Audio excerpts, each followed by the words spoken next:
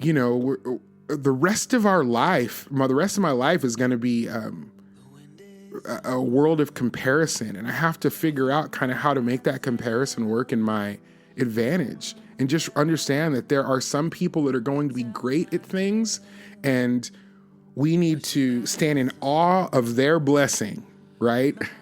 And look at the better things that they are putting out in the world that may not be my jam, but to know that they are also looking at me in the same way. Do you believe in hope? 'Cause I am hopeless. Do you believe in love? 'Cause I'm alone. Do you believe in hell?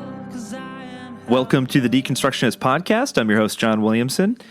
I want to give you guys a bit of an update. If you listened to the last episode, obviously trying to give some background information on why the episodes have been coming out a little bit more slowly than usual.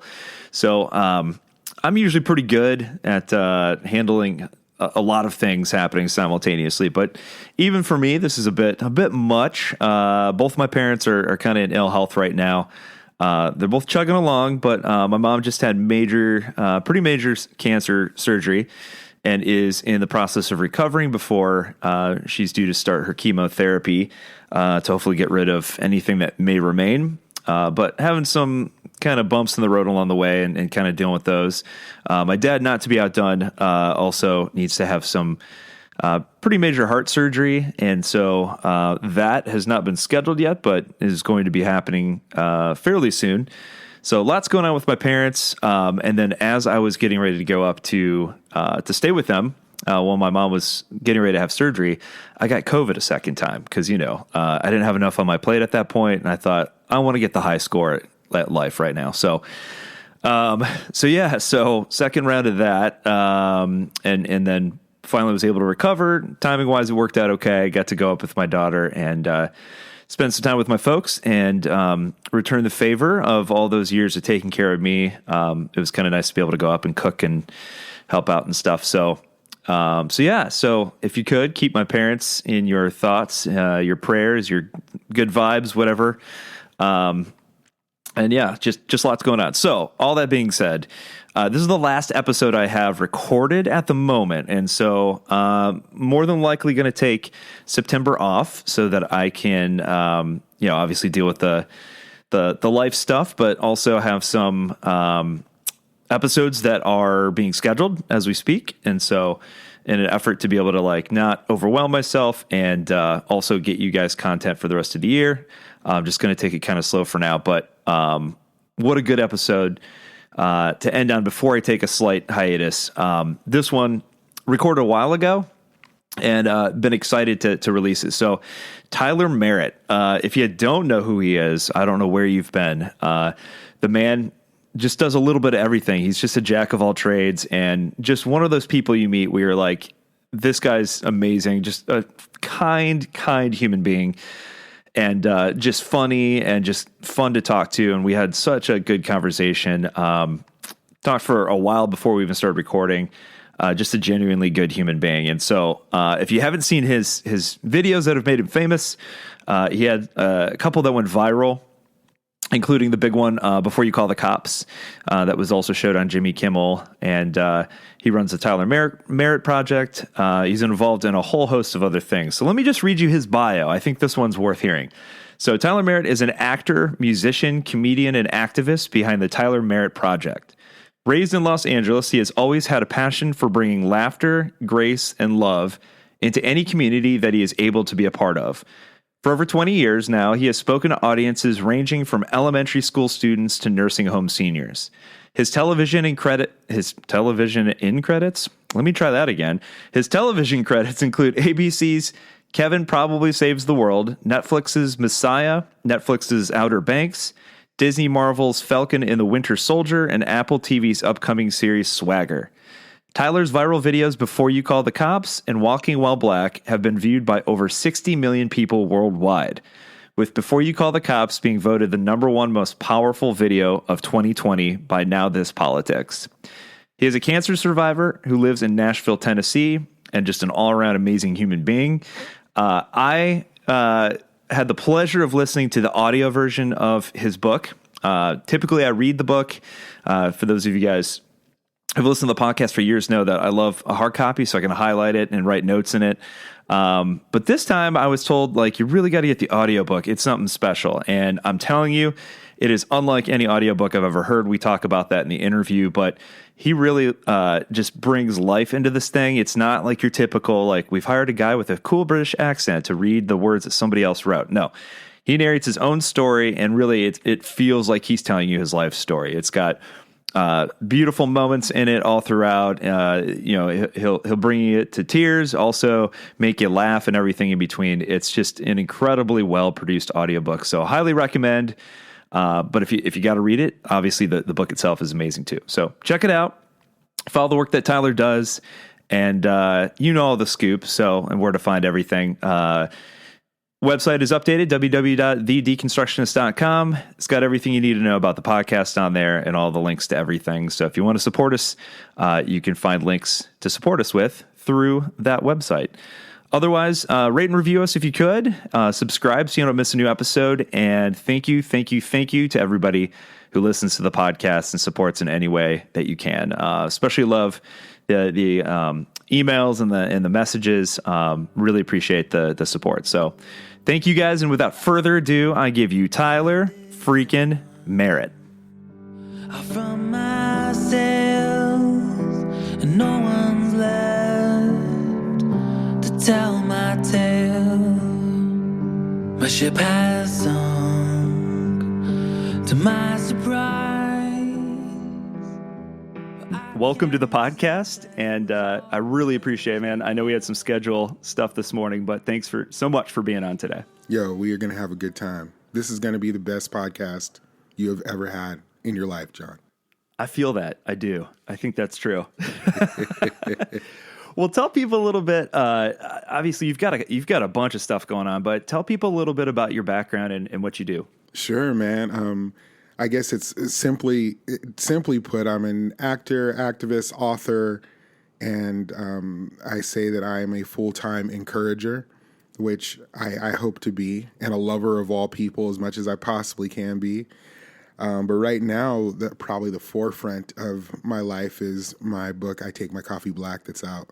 Reflections on Tupac, musical theater, faith, and being black in America. So if you're listening and you can't see or there's no pictures, I'm a black man. I'm a beautiful, black, cocoa-colored, mocha-like, dreadlocked with salt and pepper, bearded. So right now you're thinking Idris Elba, right? And I want you to think 10 times sexier with a splash of Denzel. And that, my friends, is what you have and you're listening to today. So that's it. So take that image in your head and hide your girlfriends. Can confirm. I can see him and you cannot. So Google it now. I love it, man. So you this book is, first of all, it's amazing. Second of all, I thank Shauna again for not only referring the book to me, but saying, you got to listen to the audiobook version of this. And we were talking about this before we recorded, but it is different than any audiobook I've ever heard in all the best ways. Like, there's so much personality into it. So talk about like how that came to happen. I'll tell you, man, my publisher and Hachette Audio basically said, have your way with the audiobook. And I even make a joke about it at the very beginning, at the top of the audiobook. So most audiobooks start with like, Hachette presents blah, blah, blah, blah, blah, or Audible, and I cut in pretty much at the top of the audiobook. And I start talking to the engineer whose name is Jen. And I go, wait, Jen, wait, can I do whatever I want? She's like, yeah, I mean, sure, why not? And I'm like, all right, let's go. And I end up making her, who she's a white woman. She's actually a white lesbian woman. I love her to death. And I make her a kind of a part of the audiobook. I bring her into the moment with me because I wanted the audience to be very aware that I was aware, they were aware, we're all aware that I'm reading this thing, right? But in kind of actor form, I wanted to take you from kind of this loose experience of just hearing me tell this story. Then by the end, you feel like you're wrapped into it. Like it's no longer just an audiobook, but it's like you and I walking through my life together in a real and honest way. And some of the replies and responses I got from the audiobook, which I love, are, I'll be running 3 miles, Tyler, and then you will make me run a 4th. Like, I don't want to stop listening to it, so I'll keep running. Or I'll have soccer moms who write me and they're like, Tyler, the amount of times I've sat in my driveway and listened to 3 more chapters. So I not only didn't have to go back in the house with my kids, but I also just wanted to listen. And the other thing that I hear, which I think is super sweet, but I think was unexpected, is how many people have said it's really hard to get into another audiobook after this one, you know? And I think that's oftentimes because most authors, if they're reading them themselves, they feel like I just have to read it through, you know? And I went in like, no. So we added sound effects and, you know, I got Jimmy Kimmel on it, my mom and my dad, and my best friend, James Earl Iglehart, who's a Tony winner. So, I mean, you've listened to it now. So, you know, we just go hard on the whole thing. So I appreciate you bringing that up. So I always think it's important on a podcast for the person who's running the podcast to give a true and honest, like, no BS concept and idea to their listeners on how they really felt about the book. I know you were like, I really dig it, it's great, but I'm asking you, how did you, from top to bottom, going through, and it's okay, we're far enough away that my big blackness will not knock you out if you're like, it sucked. But how did you feel about the entirety of the experience, of the book in general? I mean, I'll say this too, because I've told other guests this too. When I really like a book, I will absolutely tell you. I don't like blowing smoke just for the sake of like telling the guest, oh, the book was great. Because I'll be honest, like, there are a lot of great academics who are brilliant, but their books are dry as dry can be. Sure. And then there are other people who are just gifted at telling a story, and that's the way I felt when I read your book, because you wove together so many different aspects. Like, it's very obviously deeply personal. It's a story about your childhood through current day. It's a story about what it means to be a black man in America. And it's also a story about, you also plug in history, which the history nerd me was like, yeah, bring it. I like it.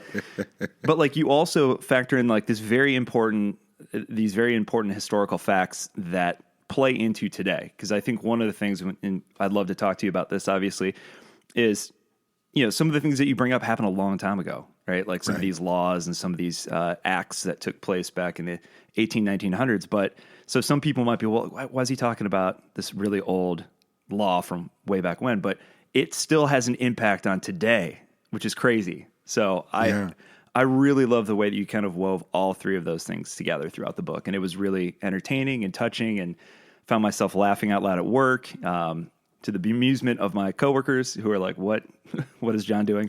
So they're like, I'm reading about slavery. They're like, why are you laughing, bro? Like, that's not. Yeah, exactly. So I'm like, long story. You got to read the book. Right. Just trust me. One of the chapter that's called, I was doing perfectly fine, then damn it, here comes Jesus, is a chapter where I talk about lynching in the black church. But people remind me, they're like, you do realize that you started this chapter talking about vaginal steaming. Yes. And I'm like, you're right. We kind of went a long way in that chapter. We journeyed. We started at vaginal steaming and ended with lynching in the black church. You have to read it. It makes sense once you're there. Yeah. But I feel like chronologically, I think the best place to start, obviously, is with your childhood, which you recount. And you had this really unique kind of upbringing because, in a way, you were sort of protected from what was going on in the rest of the country in regards to your skin color just by living in this really kind of eclectic place. So talk about like the impact that had, and then how eye-opening it was when you went to visit other parts of the country. Sure, man. I grew up in Las Vegas, Nevada. And anytime I tell people that, they're like, what's it like to grow up in Las Vegas around casinos all the time? And when you grow up there, you don't realize, like, as a kid, man, you don't realize you're growing up in Las Vegas. Like, I live in Nashville now, so it's similar to these kids that grew up here. And, I used to mentor these high school students, and I'd be like, what's it like growing up in Music City? And they're like, we don't know any other place. Or bro, one of my favorite cities in the world is New York City, right? And I'll see like a like a like a 9-year-old kid walking, like riding a skateboard in like down like in New York in the middle of the street. And I'm like, I want to know your story. Like, do you realize that you live in a place where people are like Broadway's down the street, bro, and you're just cruising on your skateboard and you just don't know that that's who you are and what you do. And so growing up in Las Vegas, man, like I talk about it in the book, it's such a diverse place for multiple reasons, right? Like, and there are technical, actual reasons why Las Vegas ends up being just this pot of just so many different people. And so I talk about when I was in elementary school, all of my friends were just so radically different as far as their skin tone and their background and their culture. And to me, this was normal.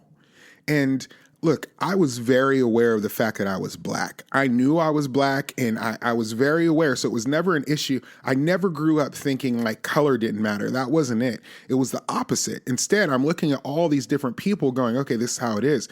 But it wasn't until my mom took me out to Alabama and then to northern New York where I realized that this Blackness that I had known was going to be a problem to some people. Las Vegas, in the midst of all the things that it is,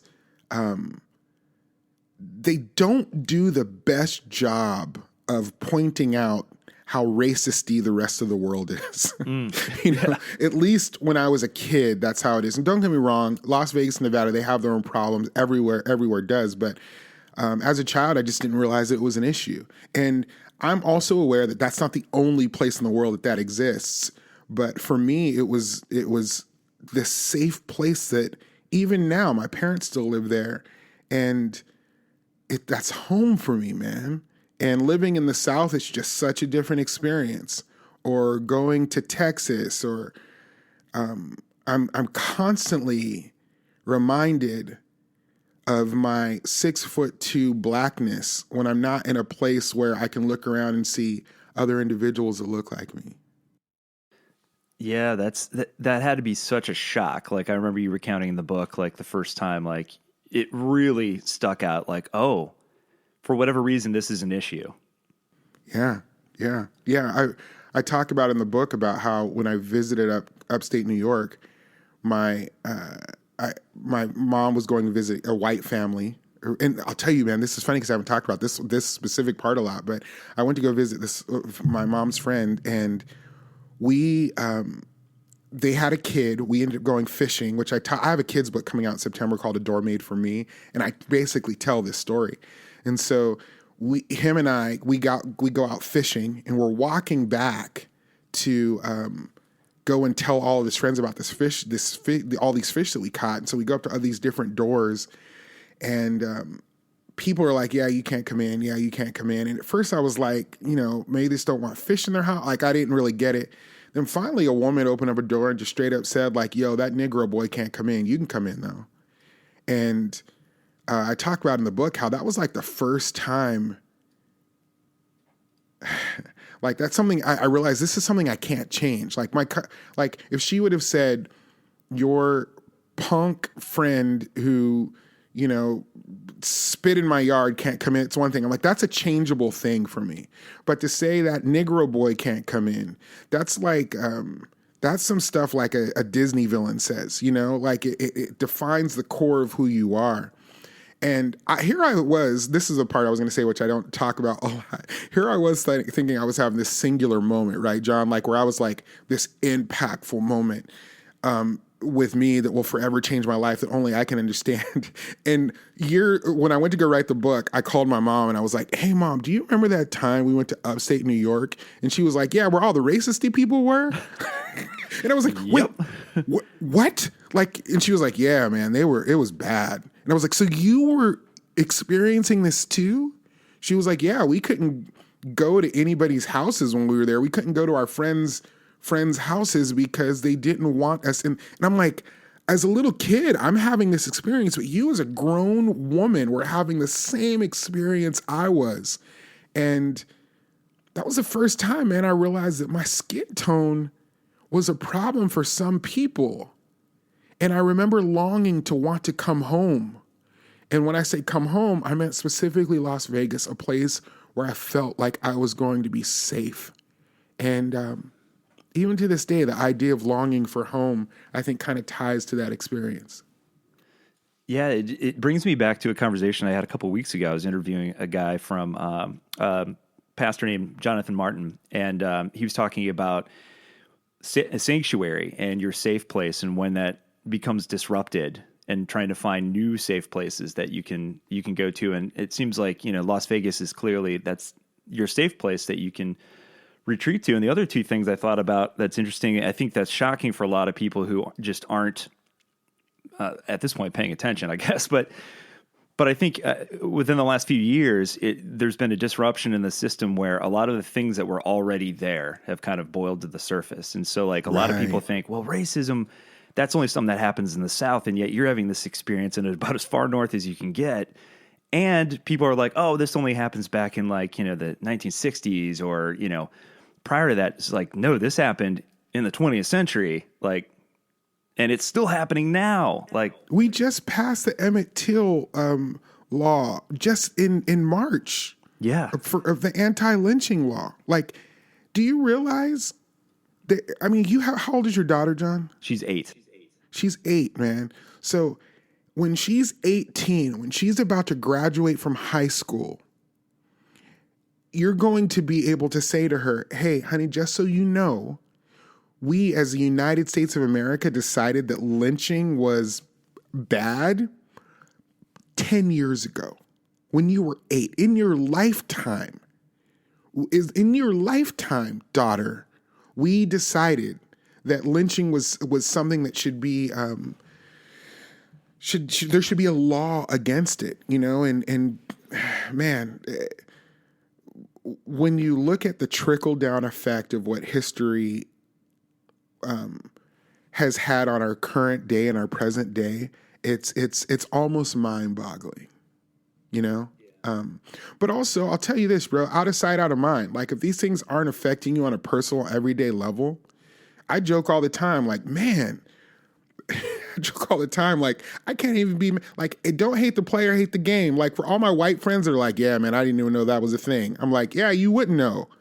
Like, and like, I ain't even mad at you on some level. Like, you just, you're a white dude who you ain't worried about an anti-lynching bill and when it passed, but me, I'm over here like, this affected the history of my people, of my mom and dad know stories of people that were lynched, and it's heavy. So I'm amening to these things that we place in history really do have an effect on our current day to day. If you look at redlining and you look at how we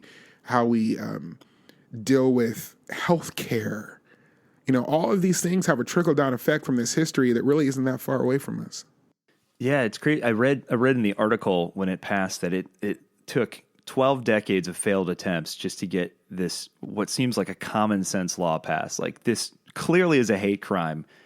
Why in the world did it take us 12 decades to get this thing passed? It's unreal. Bro, you do understand that there were still 3 people that voted against it. 3.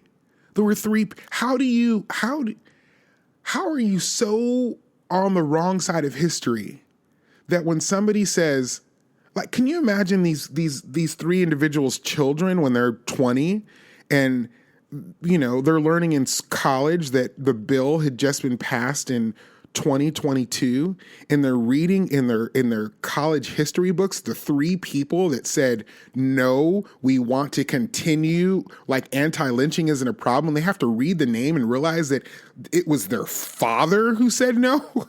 Like, you know what I'm saying? Like, how far deep in the wrong side of history do you have to be be ignorant? And I don't mean ignorant in a negative way. I mean ignorant in the literal sense. Right. That you're ignoring what's happening around you, man. It's mind-blowing to me, bro. Yeah, and one of the things you talk about in the book too, just in terms of lynching in general, is just the fact that, again, when we think of lynching, we think, oh, that happened generations ago, and we think of, a bunch of rednecks in a pickup truck and a rope, but that's not what it is. It still happens, but it's evolved in something very different. And Now we see it. I mean, we see it in the news all the time. It's just a different form. Sure. It just looks different now. Yeah, man. You got to think about Ahmaud Arbery. He literally got chased down by 3 white men. Chased down and shot and killed and left in the middle of the road. I remember when the trial was happening, thinking to myself, if these men get off for lynching a man in the middle of, on tape in front of everyone, what kind of effect is that going to have, and what does that tell other individuals in the United States as to what they're allowed to do? And let me kind of cross over a little bit and talk about. I want to talk about just for a second the importance of the black church in the midst of what was happening at that time period, and yes, please, and lynching and this, that, or the other, because I don't get a chance to talk about it all the time. During the time, and this hasn't changed. During the time when lynching was the thing, when it was happening on a continual, like, rotating basis,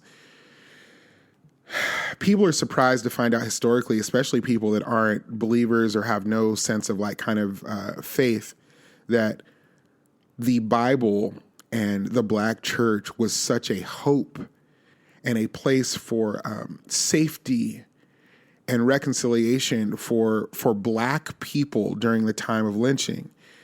But what they didn't understand at the time, which I think is so significant, man, is pastors at that time, black pastors, they had to play multiple roles, right? They couldn't just be the preacher on a Sunday morning, go home and hang out with their family and kids and, turn on a game in the middle of Sunday after a hard day.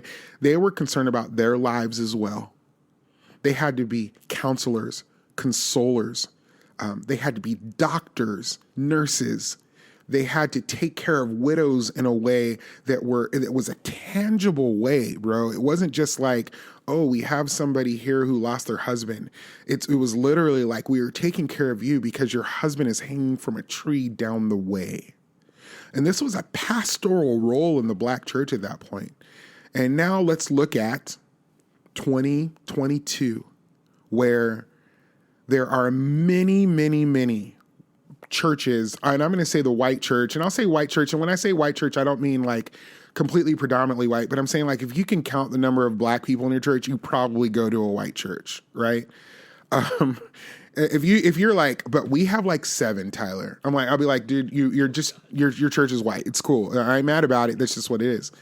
You have things like George Floyd happening, and you have pastors and assistant pastors and all that coming together and going, guys, what are we supposed to do here? How do we address these issues that are happening in America? Maybe we get together and pull together like a social justice council, and maybe we meet on Wednesday night. Maybe every 4th Sunday we do like a 20-minute period talk where we talk about what's happening with black people in America and this, that, or the other. What people don't understand is, for black people, the black church, Sunday morning is the social justice meeting. You follow me? Sunday morning is the time. There's no other time. There's not a black church in America that's getting together going, y'all, when are we going to talk about this George Floyd issue? Maybe Wednesday of next week? Because the church has always, for black people, represented a place where they can come and lay down their lives. They can lay down their troubles. They can lay down their worries. And it was never political. It was about talking about how a God who is supposed to love us is going to walk us through this shitty life. I know I took us deep there for a minute, but I don't get a chance to really talk about that too much on everyday podcasts, especially because it's a faith issue there, No, I'm glad you did. I actually have that in my list of questions I wanted to ask you about, is because you do bring up, there's this, I don't know if dichotomy is the right word, but there's this weird parallel situation going on between what's happening in the black churches at the time, and, as you said, just this enormous amount of weight on the shoulders of black pastors. And yet down the road, there's the white churches who are preaching out of the same Bible, the same text, and defending things like slavery and essentially the dehumanization of an entire people group based on skin color. It's mind-boggling. It is, and man, listen. You wonder how in the world are there still black Christians nowadays? Absolutely. You know what I mean? Like, I wonder how there are any Christians in general these days, you know? Right. But I mean, look, let's keep it 100, shall we? If you are a white person who has the Bible, which is supposed to be the word of God, telling you that you have a document that's allowing you to keep your power, that's basically like saying you, white person, should not only have this power, but here's scripture. We're going to use the scripture as to why you should keep this power. Like, why are you going to run from that religion? Like, I mean, and I do think that one of the biggest pieces, and this isn't new information, one of the biggest pieces to racism, and well, I'm not going to say racism. I think one of the biggest problems that we have in the United States is people being afraid of losing their power. On almost every level, it's tied into people being afraid of losing their power. And this is history is not only showing this, but we're still seeing this today in our current, time. And I can list a million reasons, especially on this date with new information that has come out with the Supreme Court, which I won't necessarily touch on. But, there's a million reasons why we live in a place where people are trying their best to just keep their power. Yeah, I mean, we see that when it comes to all sorts of political issues or things that become political when we use politics to retain power in some form or fashion. And it's, as you said, it's happening now. We don't even need to bring that issue up, but it's certainly a power play. And it's interesting. I talked to Andre Henry about a week ago, and we talked about just the history of how politics have been used as a tool to undermine any social justice progress that might have been made, but literally just to retain power for a political party.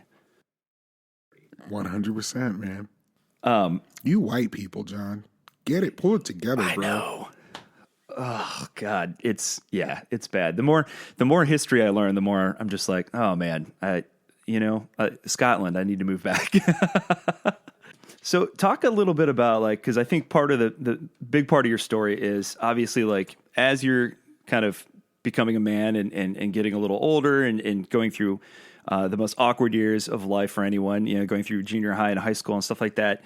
There are really some, as you call them, the sliding door moments, and just the power of your mother, who sounds like an amazing woman, to kind of put you in the right place at the right time to give you opportunities that maybe wouldn't have been there otherwise. And I identify with this wholeheartedly. I was also a theater kid, big into music, all that stuff. And so I found my people, and I think you even mentioned at one point, you're like, theater and the arts really kind of almost saved my life. And I feel that on another level. I went to a all white high school that was in the middle of nowhere, very rural, experienced racism in front of me for the first time. And I was not raised that way. I remember I looked at my dad and he's just like, nope, and just never felt like I fit in there. And it was very much like football. And I love football. Don't get me wrong.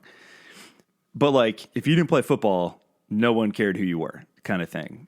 And I found my people through the arts, through music, through theater, and felt like I was connected to something for the first time. So talk about how that kind of threw you a lifeline, and then through that, some of the people you met who obviously still have an impact on your life today. Yeah, man. Well, here's one thing that's great. How tall are you, John? About 5'11". Okay, you're 5'11". All right. I've always been a big dude, right? Always. Okay. And so a little bit of history. My parents are from a little tiny town called Utah, Alabama, where they came out of, and growing up, my father, who ended up being in the military, the way that you ended up succeeding as a black person back in those days, if you were ever going to be successful, or even have a way out, you either go into the military or you either play sports. There wasn't really You know, there weren't people at the time coming out being like, I'm going to be an astronaut. Like, so in my dad's mind, it was, you know, I have a boy, and then my boy is strong, and he's big, and he's talented, and he's athletic. And I talk about this a ton in my book. I played sports pretty much. I don't get me wrong, I enjoyed sports, but I also lived in Las Vegas. I was playing football in like 110 degrees weather, you know, as a kid. I loved sports, but the reason why I think I loved it the most is because that was what my dad not only wanted from me, but it's what he expected from me.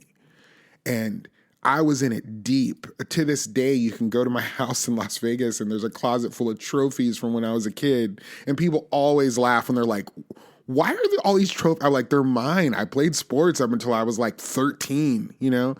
And man, growing up also where my middle school was super gang affiliated, and then going to a high school, the first high school I went to that was super gang heavy. Man, I accidentally discovered theater, and you can't possibly understand, bro, what it's like for your Southern father who sees in you a richness to become a great, my sport was baseball. So he was like, you're going to be, to this day, my dad is like, you could have been a contender, you know? And for me to basically go home one day and go, yeah, I don't want to play sports anymore. I want to sing and dance. And he's like, oh, so you want to be Michael Jackson? I can get that. I'm like, no, more like Oklahoma. You know what I mean? He's like, wait, what? He's like, yeah, son, we need to have a conversation. But it wasn't even that, man. He wasn't even like, we need to have a conversation. My dad just kind of shut off and was like, all right, well, you know, and didn't come to any of my plays or anything. But I linked into the arts in a way, it set a fire in me like nothing had ever happened before. But how I talk about it in the book from a Black perspective is I ended up going to a performing arts school my senior year. It's the first time a performing arts school existed in Las Vegas. And even though there were very few amount of Black people there was another friend of mine who becomes my friend, his name Brian Jason Young, who's a dancer. And I watched this guy dance for this audition. And I'm looking at this dude, John, and I'm like, he's blowing my mind, bro. Like so talented. He's like a junior. And I'm watching this guy dance his ass off. And the director of it was for an audition. And the director was sitting next to me. I was the assistant director. And she's a white woman. And she's like, this guy is great. And I'm sitting there having like this existential moment of like, how did this Black kid get here?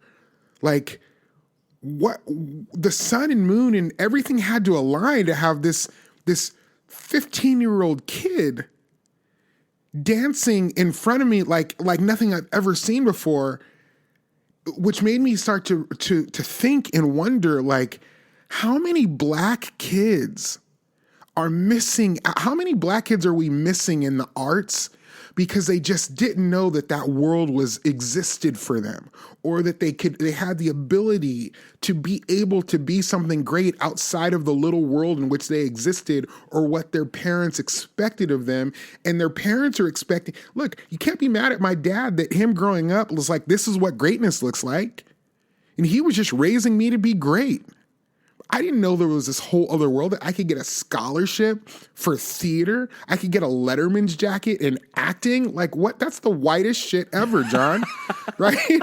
But, you know, I ended up getting it. But it's still like, we just didn't know that I didn't know that sliding door moment, that singular thing that just changed me around, would end up having a lifetime impact on my life. And I still to this day think about, as we continue to cut the arts and funding of the arts, how my discovering art and comedy and how to deal with people, that's the reason why I'm sitting here with you today, man. And I think I just want that for not only for so many Black kids, but just for so many kids, period. Because I really do think the arts matter in a way that we will never be able to quantify. I wholeheartedly agree. When those sorts of things started to happen, and like, don't get me wrong, I love sports, but when sports exist after arts programs get cut. That's where I'm like, what are we doing? Like a game won out over something that could provide a career or provide back to the community in a way that, you know, this child maybe couldn't otherwise. Like you talked about the fact that math is not your thing. I am terrible at math. If that was my only option, I would be worthless in society. Right. You know? Right. But listen, man, let me tell you this. And I'm about to open up a can of controversial, okay? But I'm going to, I'm going to talk about how race in America is it's in things we don't even think about. Because I'm going to bring this thing up, and there are going to be people that are going to go, I never thought about that before, but this is a real thing. Okay, I'm telling you, I'm going to open up a can right now. But first, let me start by saying I am a fan of football. I love the NFL. I watch college football. In my book, I say Roll Tide 98,000 times. I know people probably just hung up after they heard me say that, but I'm a fan of football. But let's talk race and football for a second. We have now, because of science, have decided and have figured out that football, no matter how we try to in technology, try to advance it to protect us, is literally killing people. Okay, football is literally killing people. Not like figuratively, but literally. I remember back in the days, I used to joke with my friends about going like, why did people go watch gladiators? Like, who were you that you would go watch people fight to the death? And now I look at us as we watch the NFL, which I already said I watch. I'm guilty of this, but we are also seeing that people are dying from CTE. You know who decided they don't want their kids to play football anymore? White people. White women and men of a certain economic status. Go Google this stuff. Like their whole entire football programs in like white rural places have fallen because their parents are going, no, my kids aren't doing that, because they also don't need to do that. Right. But instead, you know who still feels the pressure to succeed and will fight to the death to try to get into college? Are young men of color who are going, this is my only way out. And so now you have a class of people that are now watching men of color play a game with at a higher percentage that they are watching and they are pouring into, that they have decided they're not going to let their own children play.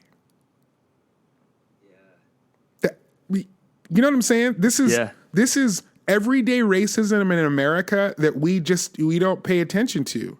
But as a black person, I look at that and I go, this is directly in front of my face. But these are a lot of things that people don't have to think about. You know, like I said, I know people are like, everybody feels a certain way about the NFL and football. And so I know I'm kind of opening a can with that, but I'm also not like, I'm just giving statistics here. I'm not, trying to stand, make a big point so much as I'm just saying this is the world that we live in, Yeah, and you make this great point in the book where you talk about just professional sports in general is like we've been sold this lie that, as you said, your only two options to get out of the situation you're in, to succeed in life, to make millions of dollars. I mean, look at I won't say who, but the Cleveland Browns may have signed a quarterback who has a little controversy behind him. But aside from that, right, he got signed to the biggest deal in league history, hundreds of millions of dollars to play a game.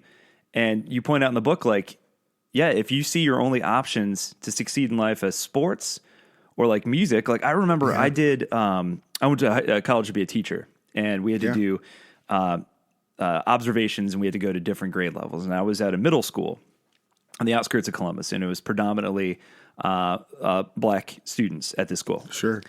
And I remember talking to the kids, and the kids reflected that notion that their only option was to make it in sports or to become a rapper. And Yeah, man. And one of the kids did make it as a rapper, but I was like, guys, his uncle was also Snoop Dogg, so that probably helped, you know? So like I wouldn't bank on that happening, you know, like Right. we got to keep you in school and like you can do it with your brain, you know, and like but like dispelling that notion and then also like you said, if we put as much time and effort into developing these young minds as we do developing them as athletes, who do we miss out on? And you point that out in the book too, in terms of, I think you pointed out some musicians and stuff like they could have been mathematicians. We'll never know. Right. I talk about why doesn't Shaq play volleyball? Yes. Right. Yeah. And if he did, if Shaq played volleyball, he would be the best volleyball player of all time. Granted, he's also like one of the best basketball players of all time. But if Shaq was playing volleyball, like it would be a wrap. Yeah. You know what I mean? But how did he not end up there? And there's systematic reasons as to why we end up being where we are, man. And it look, I drive a pretty fancy car here in Nashville, and I pull up to a gas station and get out of the car, and the first thing, you know, oftentimes white people say to me is, and this is funny because I haven't talked about this a ton, about the different reactions that I get from things. White people will say to me is like, "Hey man, that's a great car. Are you a ball player? Like that's are you a Titan? Do you play on the Titans?" And what I will accept that thing in exchange for every time that I've heard when I've got out of my car and some young black kid will walk up to me and he'll be like, "Yo, man, you dripping right now, bro. You look, man." It's like, what do you do? What do you do? I need to know. How do I? And I'm like, man, I'm an author. What? Yes. What? I love that. You know, and I'm like, I'm an actor. Shut up. You know, and just being able to say to young black men, there is success out in the world like you just can't dream of, and we just aren't raised. We just typically aren't raised that way, man. And that's my hope. That's one of the reasons why I wrote this book. I gave the dedication saying like, we are not monolithic. And I love when I have black people reach out to me and say, "Thank you for writing this book," because giving a continual permission and telling out to the world that there isn't just one way to be black. And if there's anything you pull out of this book is that I'm pretty clear that that's the case there. There's not one way. Yeah, and one of the other things I wanted to talk to you about too is you also mentioned that part of the problem too is just like our education system in terms of the amount of funding that goes into all, you know, predominantly white schools versus schools that have a prevalence of minority groups. And also, like, and I love this. You brought this up because I remember reading something similar in Dr. Drew Hart's book, The Troubles I've Seen. Love that guy. Love his work. But he talks about the same thing where he's like, how many black authors do you remember reading in high school or in your educational journey? And I just stopped and think about it. And I was like, you know, most of the black authors I read because I found out about them after the fact. Like, no one ever told me about James Baldwin. I was pissed. I was like, James Baldwin's one of the most beautiful writers I've ever read in my life, and no one told me about him. Right. Like, how? No one ever told me about him. Right. Like, you're like, how am I discovering about this dude now? Yeah. The Fire Next Time, one of my favorite books of all time. That thing is poetry. And didn't know about it until I stumbled across a documentary like 3 years ago. That's insane. Yeah. Right. And I think most people growing up, they're like, they get the general. I talk about this in my book. You get the generals, you get the Langston Hughes. Like most people would probably know Langston as far as a writer goes, but that's Maya Angelou, you know. Maya Angelou, that, you know, if you're lucky, you know what I'm saying? But we could go on that path for years and years and for forever, man. But I appreciate you bringing it up. Yeah, I think that's important. I think when you don't have models of anything other than, you know, like athletes and musicians, when they do exist, but you're only presenting like two avenues, it's like what do we expect, you know? Right. It's like we've got to present more role models that are more as diverse as the community from which they come, you know? True that, man. Yeah, so talk about, I love this quote, by the way. I'd love for you to expand on it, where you say, maybe eagles marvel at dolphins and maybe dolphins marvel at eagles. Oh yeah, man. That ties into the story I was telling about my friend Brian Jason Young, who was this dancer at this performing arts school, and I looked at him like, what in the world is going on? And I remember sitting there watching him, wondering how he got there. But the reason why, the backup to that story is, and I definitely tell it better in the book, is I joke about how this was one of the most defining moments in my life in high school, where it could have made or broke me here, right? Where I was supposed to audition for this musical for Fame, but I was working on a different show, Ain't Misbehaving, so I couldn't audition for it. And the director was like, you would have gotten cast at Leroy, Tyler. Like, if you would have auditioned for this play, you would have been playing the main role. But we didn't know that also auditioning was going to be this Brian Jason Young character. And if him and I would have both auditioned at the same time, it would have been mayhem. Like, I wouldn't have even auditioned. The only reason there was one person auditioning is because everybody watched this guy rehearse and they were like, I'm out. Yeah. Like, it would have been it. But what happened at the Academy that year, I was already doing another show, Ain't Misbehaving. And then we later did this like Broadway revival show where I did a song from Ain't Misbehaving called Your Feet's Too Big. And it was the singing comedic piece that everybody loved. They were like, Tyler, you are a beast in the entertainment industry and you were only a senior in high school. Brian Jason Young looked at me and went, I can't sing like that. Like, I can't do what that black kid just did. Like, that's not my jam. I can dance circles around him, but to get up and break down a song, learn how to communicate it in a comedic way and this, that, or the other. Even at that young age, man, I realized like, you know, the rest of my life is going to be a world of comparison. And I have to figure out kind of how to make that comparison work in my advantage, and just understand that there are some people that are going to be great at things, and we need to stand in awe of their blessing, right?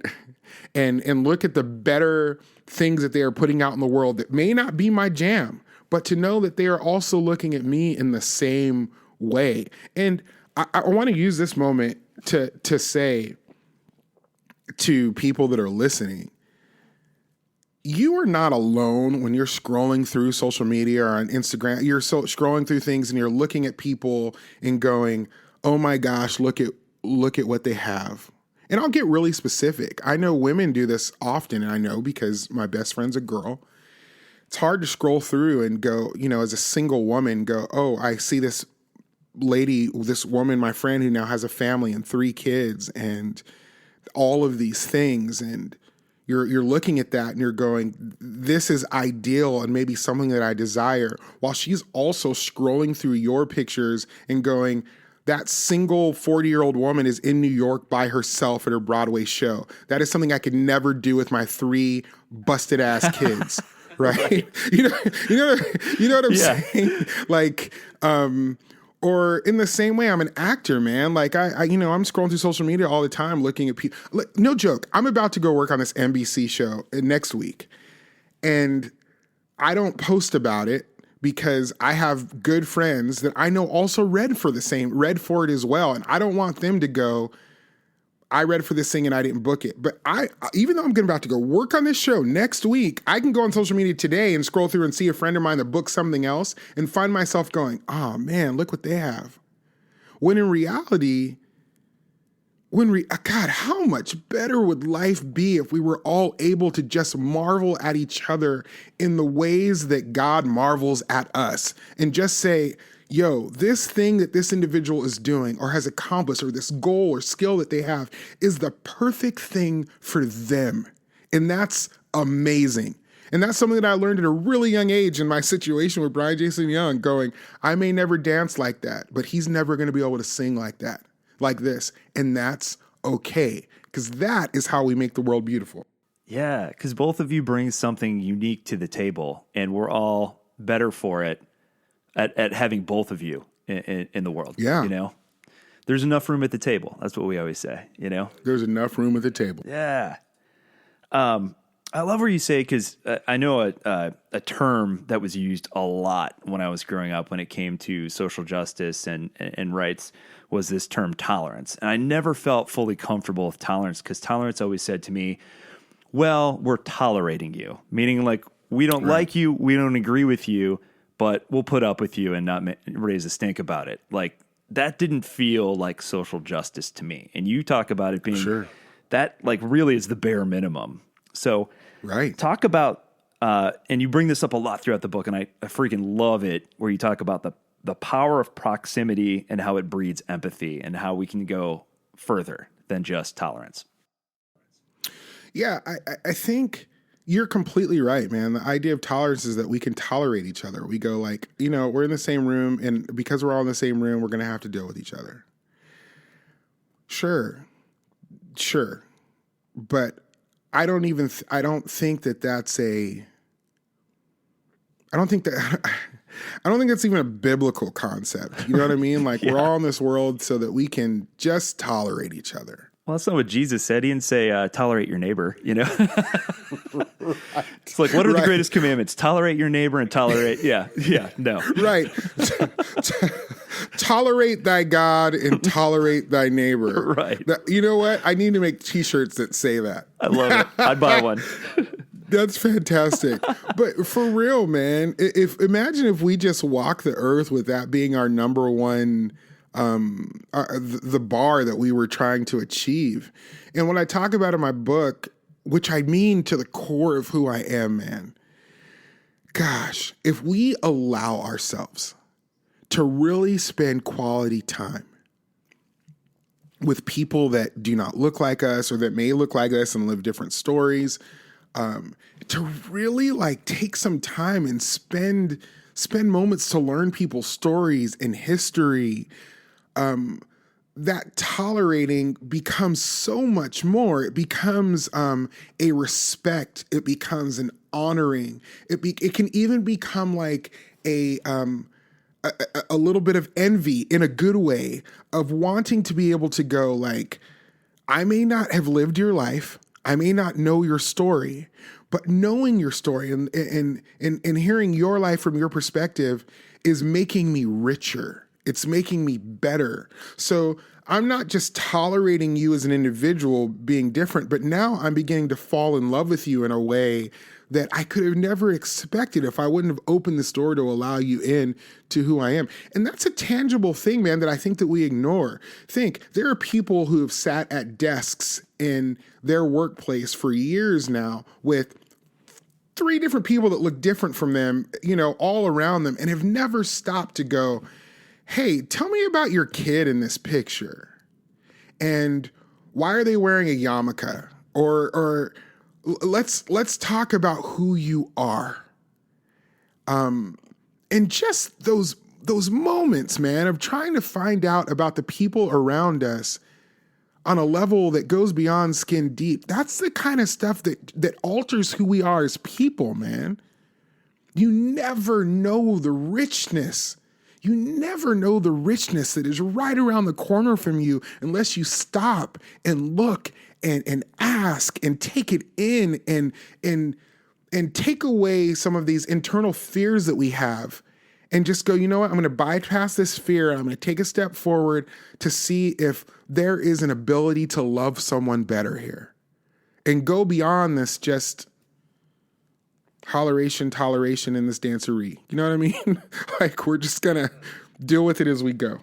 I feel that on such a deep level. I remember I got into this, like, I try not to, but I got in this Facebook debate, we'll say, with a guy who I wasn't even like really good friends with, but we had become Facebook friends over the years. We went to high school, the same high school. And like I said, very rural, very white Christian bubble, Sure. And I engaged with him because he was posting some things that were just blatantly wrong about Islam. And sure. I've studied a little bit, and I don't profess to be an expert, but what he was saying was just factually inaccurate. Yeah. And I'm like, no, man, that's just not true. That's not true. None of that is true, and we got into this big debate, and, of course, Christianity got brought into it and stuff. And for sure. I said, look, man, you live in this really tiny town. I live in this city that actually has diversity that I encounter on a daily basis. And you have relationships with people who are different than you and think different than you. And I think back to an experience I had where a coworker, I needed to go to a temple for a paper I was writing. So I went to this Hindu temple and had an hour-long conversation with the temple priest.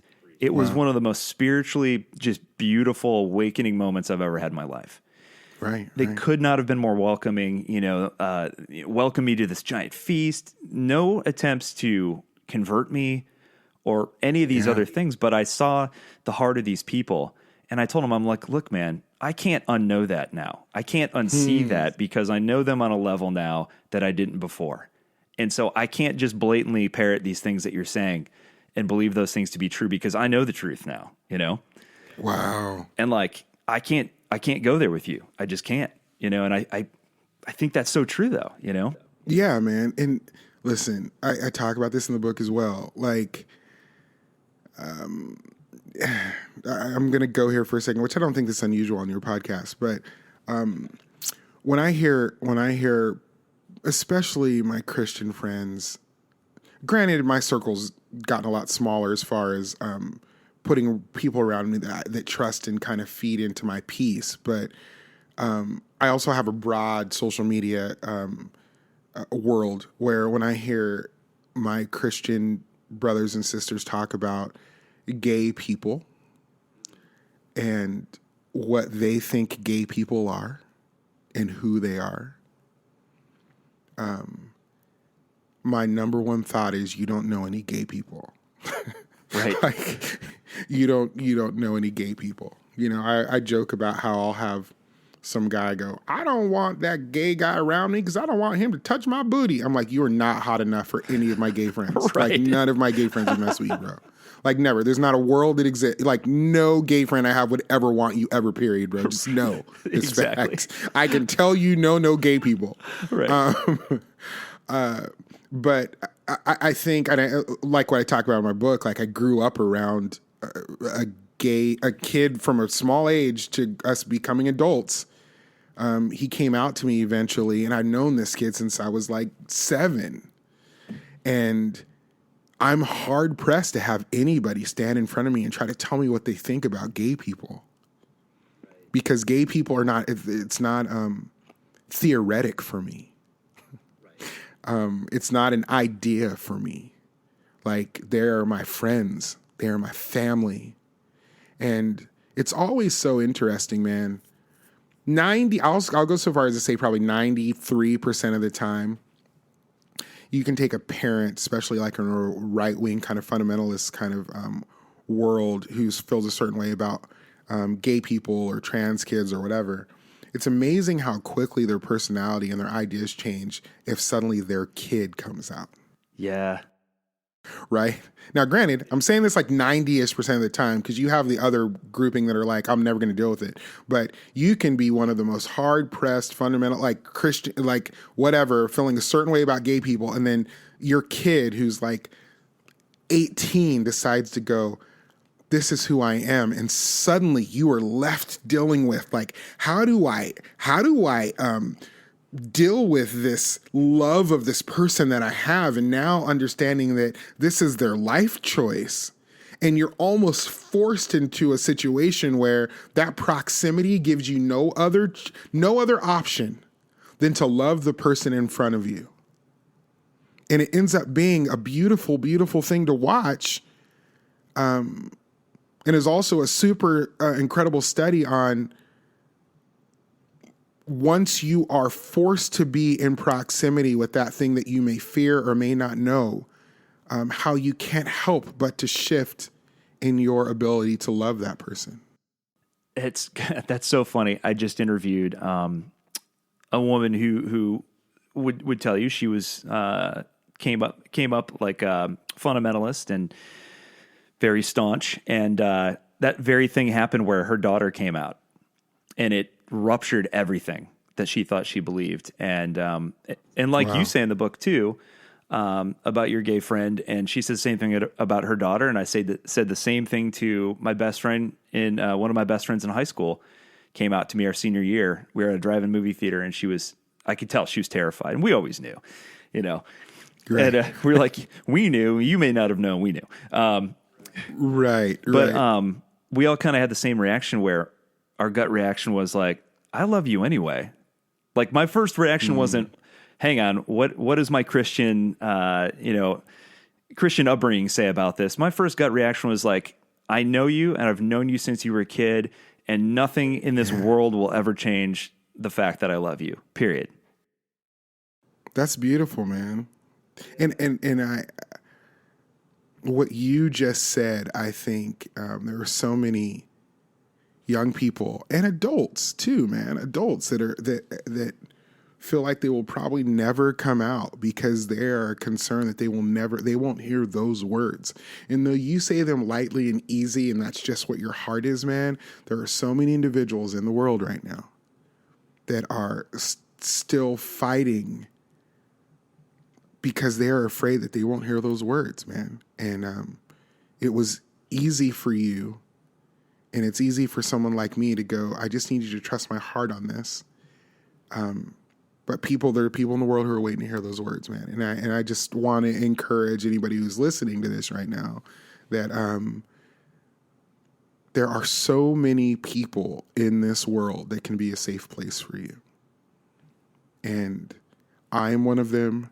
John is one of them. And even though he's a white man and we fear white people,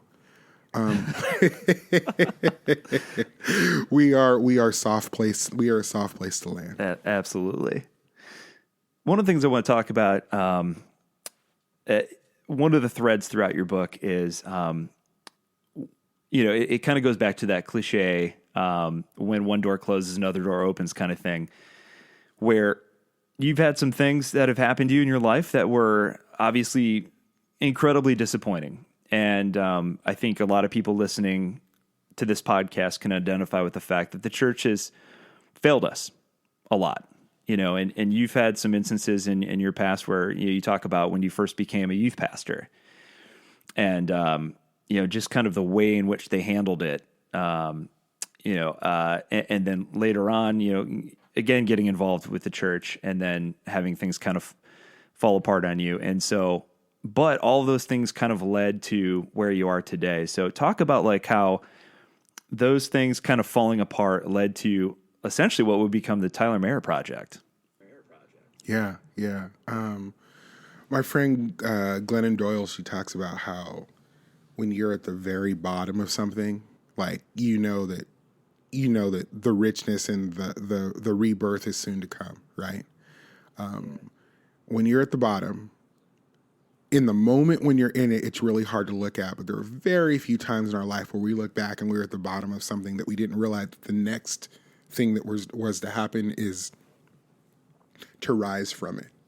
And I think now that I'm older, I'm able to have a little bit of patience and grace in those moments, right?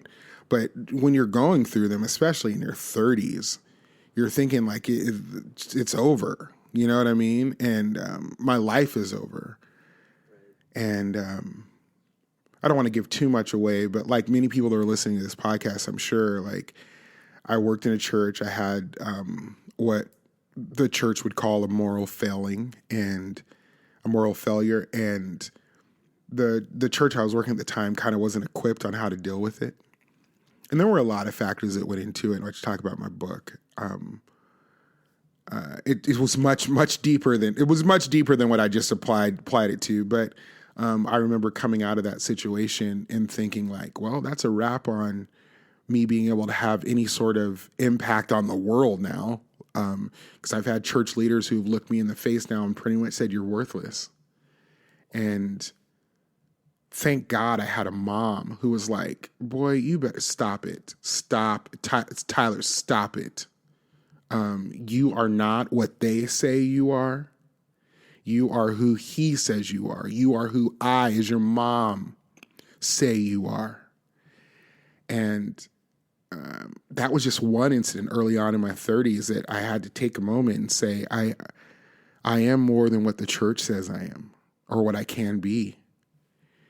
And as I began to build myself up, I still hadn't dealt with some of the core issues that were happening in the midst of all that. And later in life, I for lack of a better word, failed again. And at this point, pretty much, I jumped off social media for 2 years, like left the world and was like in the valley for 2 years again at a place going like, oh God, how did I get here again?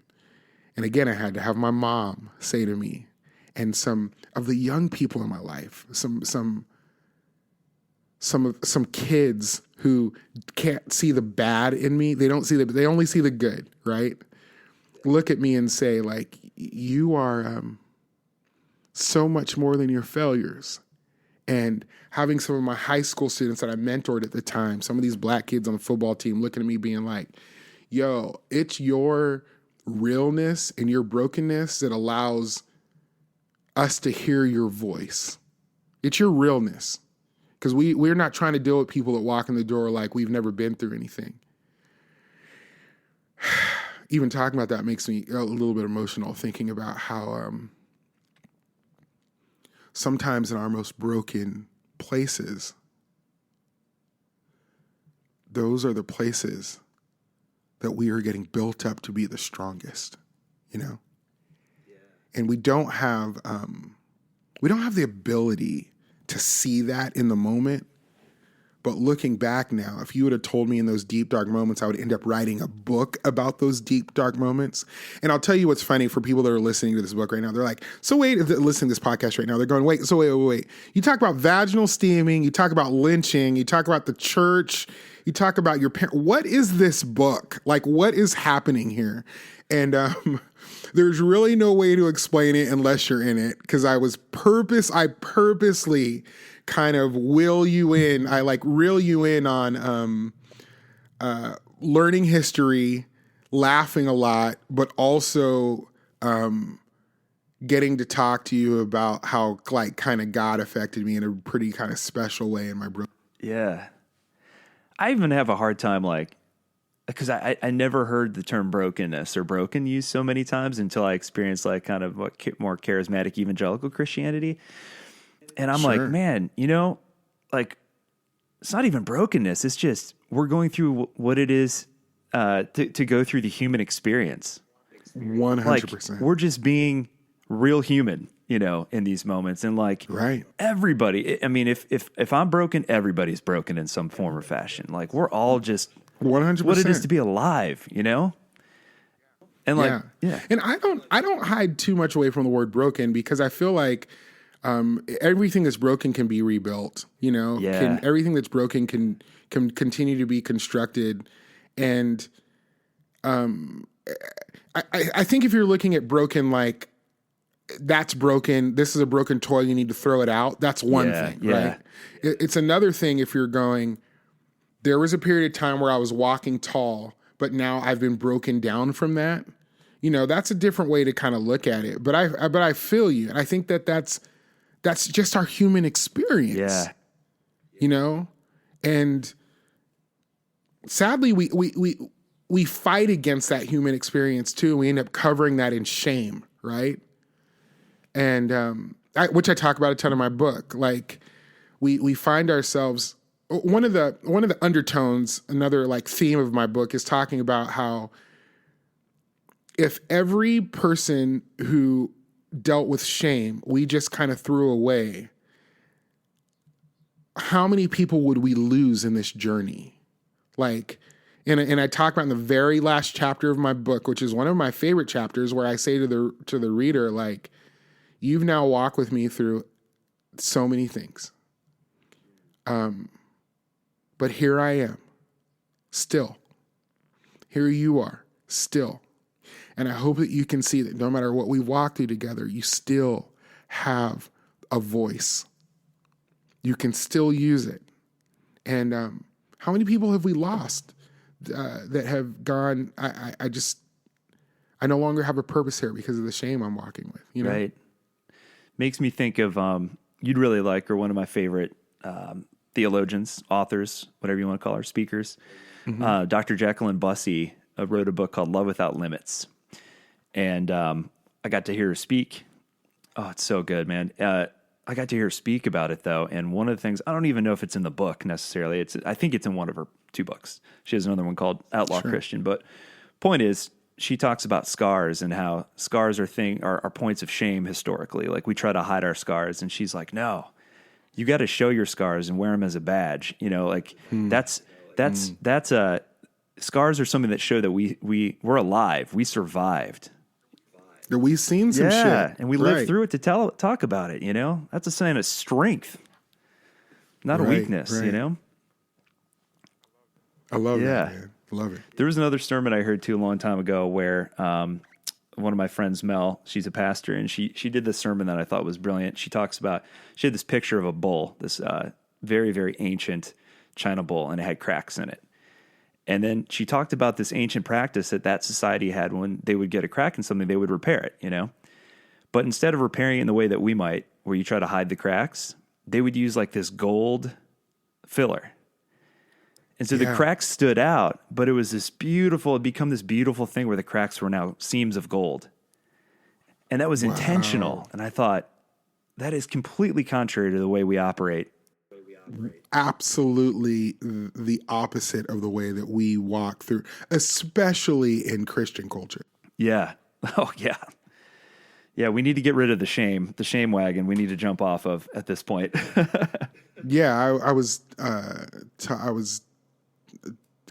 think it was Bakari Sellers. Him and I got into this really weird, random talk about spirituality on his podcast, and which was unexpected, but he asked me, he was like, what kind of pastor do you like? And I was like, the what? Like, what direction is this going? And I said to him, I was like, I'll be honest with you, man.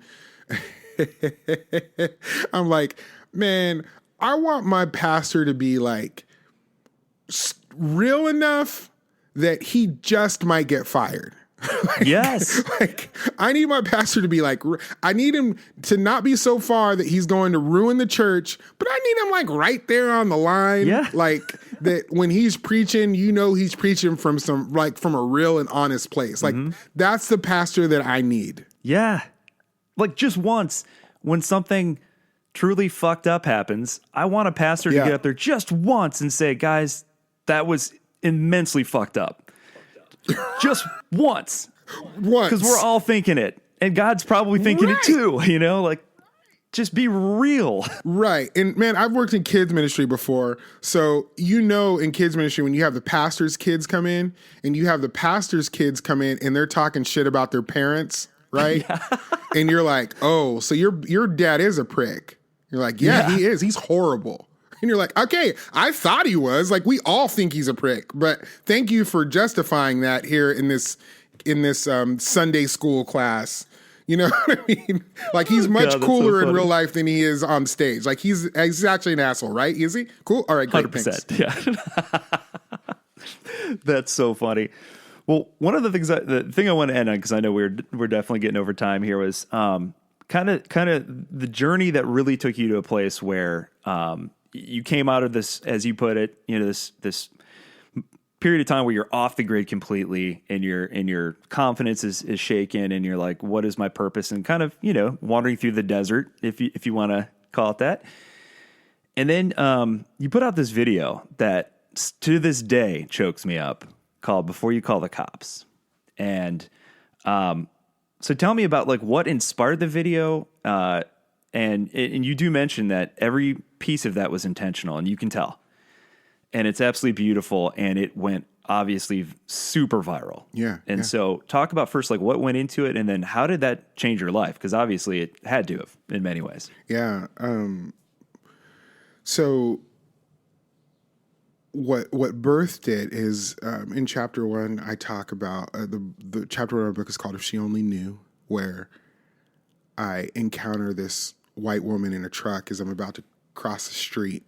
And I walk all the time here in Nashville, and I usually walk with a hood on, with a bandana on to keep the sweat out of my eyes, and my glasses on, and my headphones on. And I'm very aware of what I look like as a 6'2" black person walking down the street looking the way that I do. And I went to go cross the street like I always do, and I knew I was going to have to pass this white woman in her truck, and I was going to have to pass her driver's side window. and that she was going to see me, and I didn't want to frighten her. So before I get close to her, I take down my hoodie, my glasses, my everything, and put on a big smile, and I'm just trying to cross the street, and she turns and looks at me slowly. It's not like I startle her. She turns and looks and then sees me and freaks out and like goes and locks her door all dramatically. And I stop in front of her and I start laughing at her. And I'm not laughing at her because I'm laughing directly at her. I'm laughing because I was thinking, if you only knew all the things that I had to do to keep what just happened from not happening. Like if you just knew. Like everything that I did to keep you from not freaking out, and you still did. And as I finished my walk and as I walked back home and tried to figure out exactly what was going on with the rest of my life, I got home and decided that I wanted to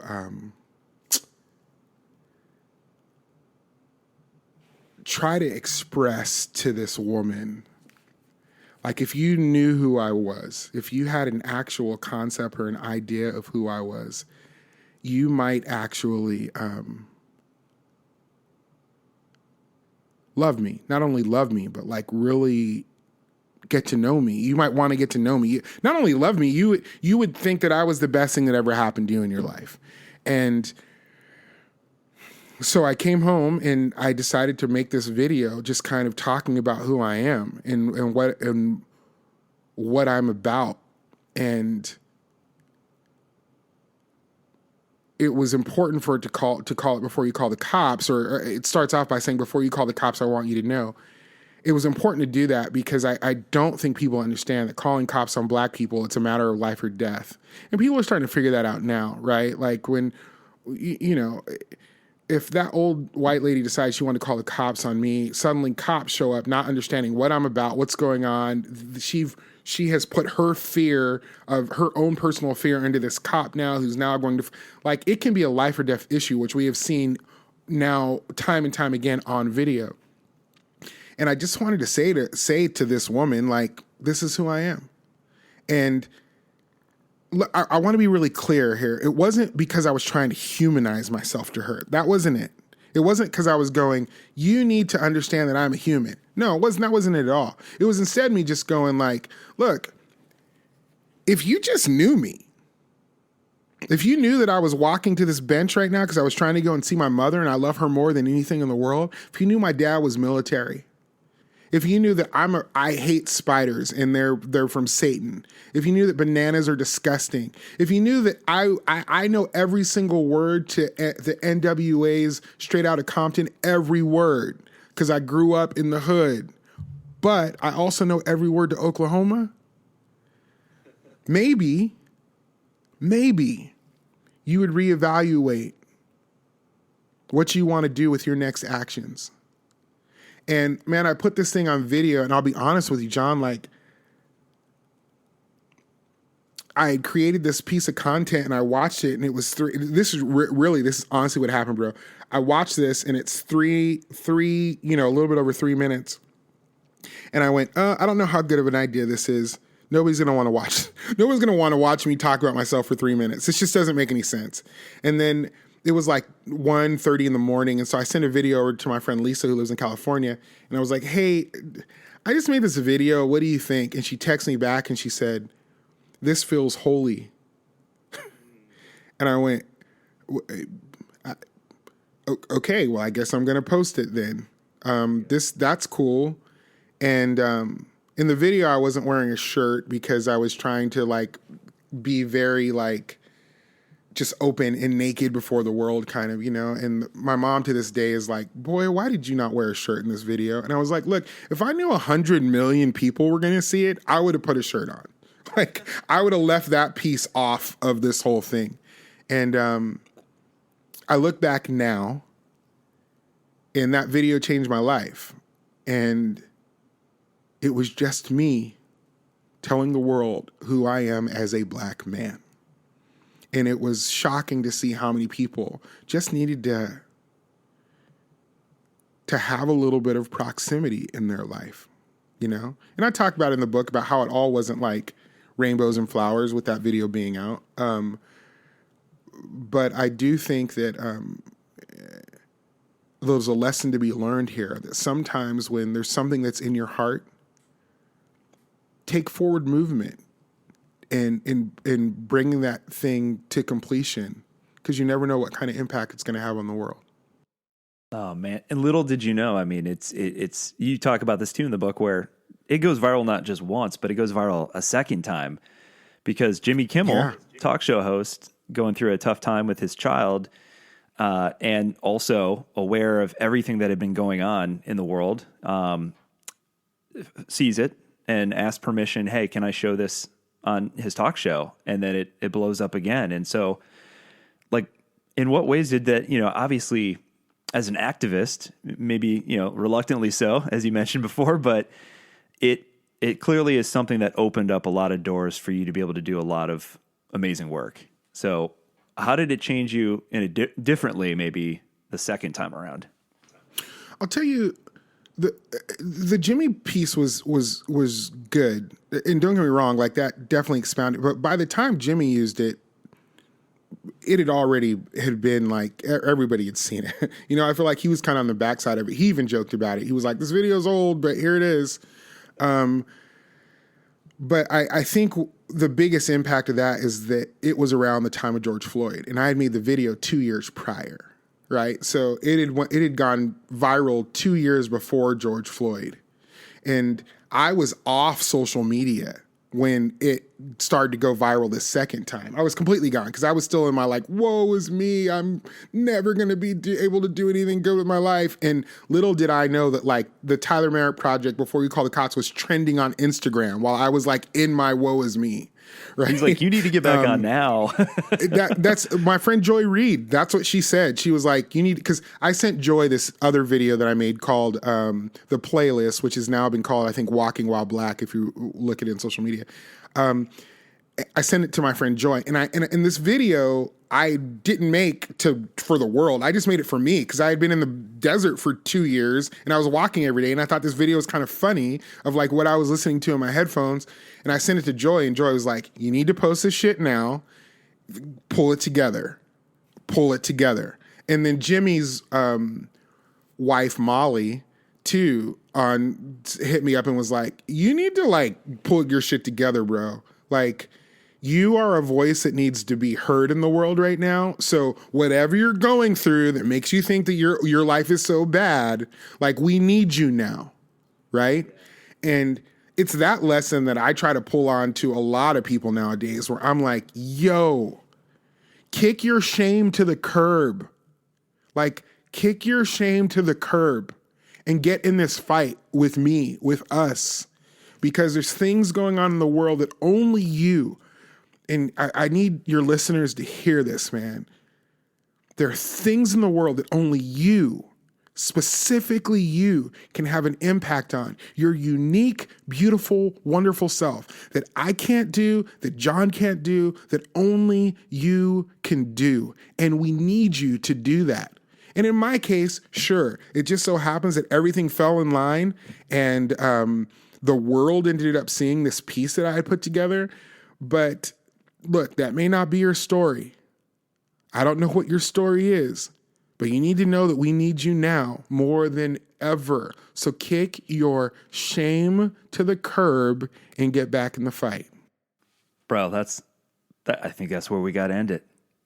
Can't end it better than that. That's beautiful, man. Thank you so much. And before I let you go, though, what are you working on now? Where can people go to stay up on top of, now that you're back on social media? Yeah. The Tyler Merritt Project has built a pretty great community online, so you can find me anywhere on Facebook under the Tyler Merritt Project, Instagram, the Tyler Merritt Project, Twitter at TTM Project. And I have a kid's book coming out, like I mentioned, in September. I think it's September 13th, called A Door Made for Me, which I'm so excited about. Yeah, and you stay on top of the stuff that I do there. And you can always go to the TylerMerrittProject.com, and then I'll kind of give you the entirety of my life and what's happening. Beautiful. Thank you so much, man. This was an absolute pleasure and absolute joy for me. This is so much fun. Yeah, man. Let me just say to you really quick, too, before we go, man. And I know how edits work, so you might cut this off. So I'm going to say don't. But listen, man. Okay. Speaking of things that only you can do, what, you're 100 plus 160 something episodes deep in this, man. 6 years ago, you started talking about deconstruction, like 6 years in a podcast, something, man, that you made deconstruction way cooler way back then before anybody else did. And, man, I just want to encourage you to keep doing what you're doing, because you're impacting people in ways that you just don't know. You're impacting people in ways that you will never get to experience or understand. I did not know that this is what was happening in your world, while I can be sitting over here going, man, I hope my book has impact. You're over here going, I want this guy on my podcast. You need to know that in moments where you may feel like this is just another thing that I'm just doing, this is the 168th episode, that there are individuals who listen to this today and whose lives you've changed because you provided for them a community for them to be able to grow and learn. So take that, John, and know that this is, even when it doesn't feel like it, man, you're having an impact on the world that that a lot of people can't do. And so thank you for doing this, man. It means something. It makes a difference. That might be the nicest compliment I've ever gotten. So thank you. I appreciate that. For sure. Hey, sliding doors. Sliding doors, bro. Yeah. Thank you so much, man. I really appreciate that. It's, again, just an absolute pleasure to have you on, and keep doing what you're doing. It makes a difference. And if in any small way my podcast can help get your message out, then more than happy to do it. I appreciate it, man. I know you think this is reparations, but it's not. All right, John? This is not reparations because you have a little podcast now helping out Black people. Nah, just trying to get the good word out, man. So, yeah, I appreciate you, bro. Yeah. For us, it's always been about, there's plenty. I always tell people, I'm like, they always ask, well, why do you have certain guests on? I'm like, man, they have a megaphone. We're trying to give the folks who like have really interesting things to say who don't have a megaphone at least a platform in our own weird way. You know what I mean? So yeah, it's just it's all about trying to get as much good content out as possible and show people that there are options in a world where they think there aren't. So yes, sir. I love that, man. Yeah. Well, thanks again, man. Yeah, we got to do this again sometime. So yeah, we do for sure. All right. Thanks, Tyler. Thanks. John was young and driven with a heart of gold. Finished seminary, married, found a church he could go home. Made a living, giving dying folks a shoulder and a hand, until he told his leaders that he had some feelings for another man. And they said, John, you must go and take your broken heart and walk it to the door. We know you're hurting and you've been giving, but now you're damaged goods and you gotta give some more. John, we love you, but we can't love you. You must go.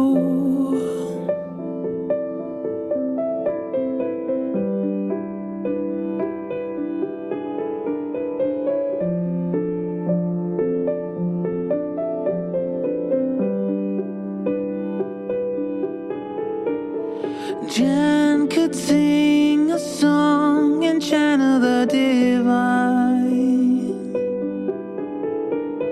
Spent a decade sharing it and kept herself in line, until her eyes began to see the light inside the dark. Then the floor of all she thought began to fall apart.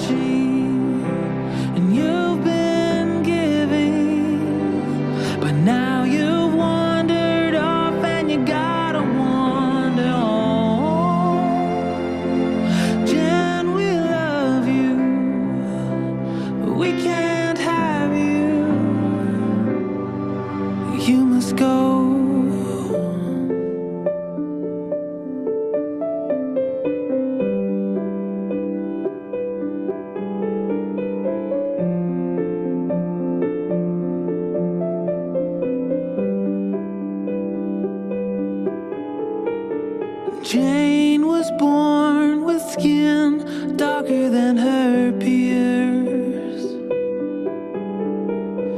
Spent a cycle telling them the reasons for her fears. No one seemed to know or care about the past. Then they showed her where she stood with every vote they cast. And they said, Jane, thanks for your time, but there's no room for you when there's power on the line. We know you're hurting, but we're not listening. And we'd help you out, but we don't have that kind of time. So go work harder and you'll all be fine. You must go. So John and Jen and Jane were on the streets without a home, abandoned by the ones supposed to love and keep them warm. Then a voice fell on their ears, so familiar to their soul. And he said, child, don't you go. I want your broken heart and your beautiful soul. I felt you hurting. I've seen